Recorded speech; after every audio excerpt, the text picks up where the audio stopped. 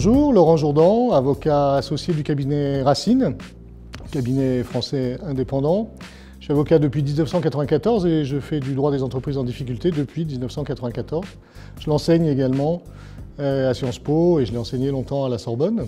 Je suis intervenu sur des dossiers relativement médiatiques, Brandt, Fram, GAD et dernièrement Prestalis.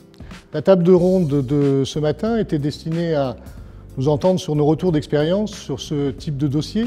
La particularité me concernant était d'intervenir sur les conséquences de l'intervention de l'État dans le cadre de ces différents dossiers, parce que l'intervention de l'État est indispensable, elle est encadrée, elle donne à l'État un rôle différent d'interlocuteur dans le cadre des dossiers, mais elle pose un certain nombre de contraintes juridiques qui aujourd'hui sont source d'insécurité et qui sont liées notamment aux modalités dans lesquelles l'État intervient par des aides d'État qui peuvent ensuite être remises en cause par la Commission européenne notamment, et aussi par le contrôle des concentrations qui nécessite parfois un démantèlement d'un certain nombre de dossiers qu'on est plutôt obligé de faire dans l'urgence. Retour d'expérience extrêmement intéressant ce matin, avec notamment un représentant de l'État, du CIRI, le secrétaire général du CIRI, qui est quand même la première personne concernée sur ce type de dossier.